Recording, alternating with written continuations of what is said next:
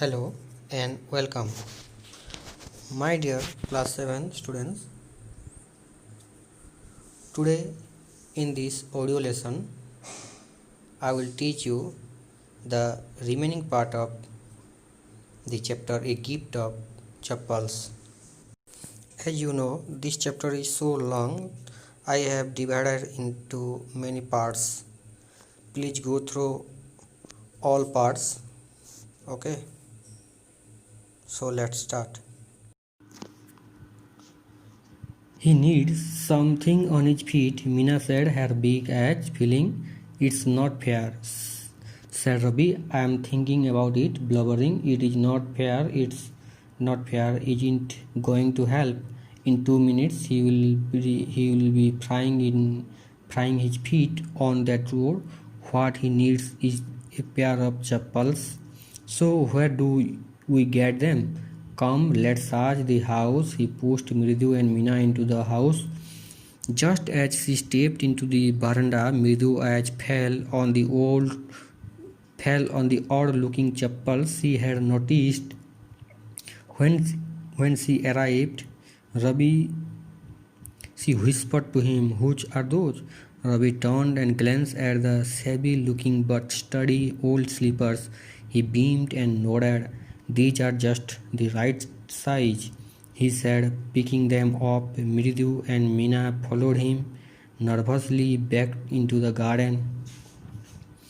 "Here," said Ravi to the beggar, dropping the slippers in front of the old man. "Wear these and don't come back." The beggar stared at the slippers, hurriedly flung his towel over his shoulder, pushed his feet into them and left, muttering a blessing to the children. In a minute he had vanished around the corner of the street. The music master came out of the house and took an unappreciative look at the three of them sitting quietly under the tree, playing marbles. Then he searched for his chappals in the veranda where he had put them. Lally, he called. After a few moments she hurried up to him. "Have you seen my chappals, my dear? I remember having kept them here." Rabi, Mridu and Meena silently watched Lally and the music master searched every corner of the veranda. He scurried around, looking over the railing and crouching near the flower pots to look between them. Brand new they were.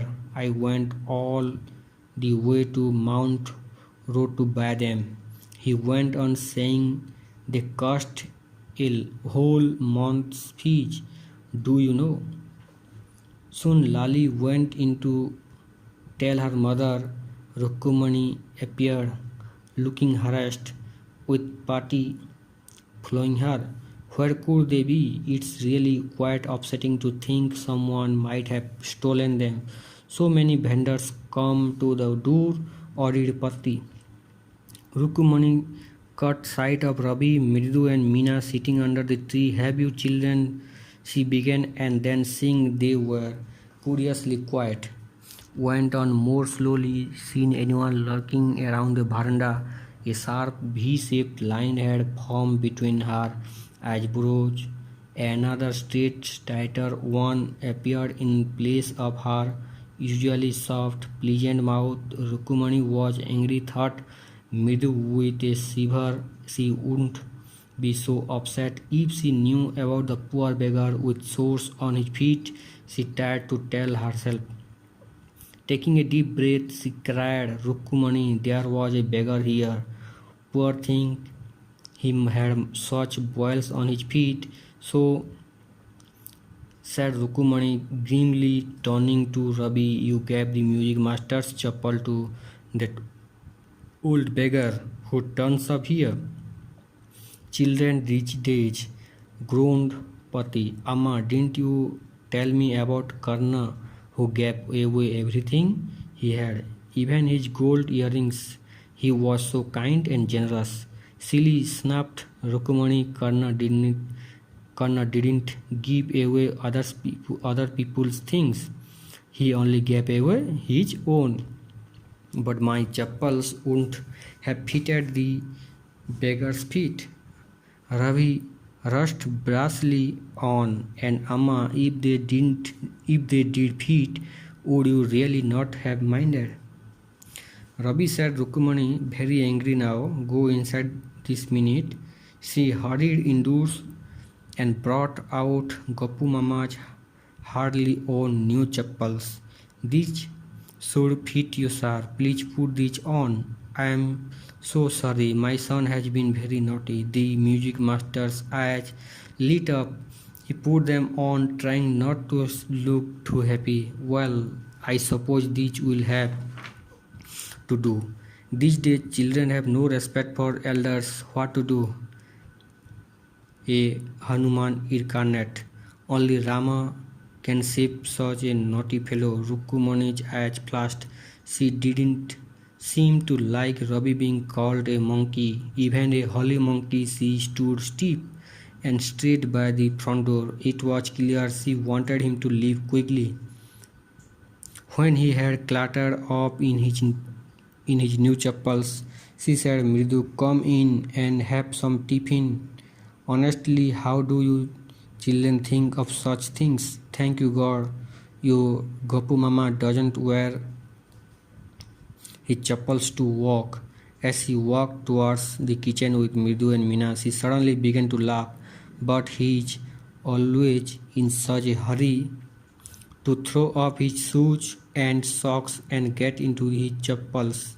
As soon as he comes home, what's your mama going to say this evening when I tell him I gave his chappals to the music master? So, you see,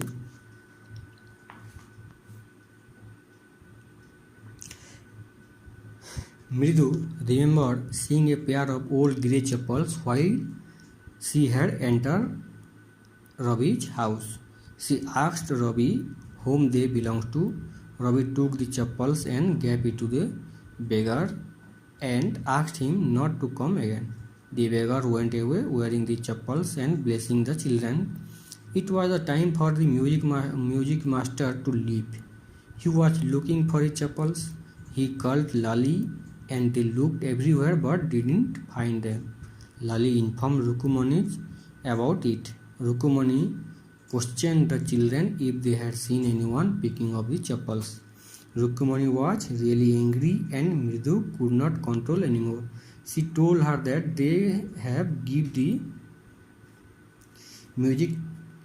music teacher's chappal to the beggar.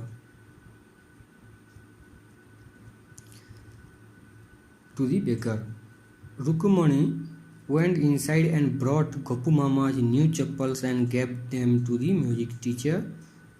The master was happy getting the new chappals but still pretended as thought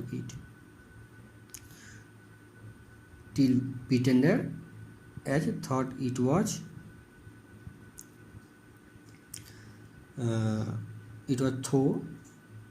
though for him to accept them.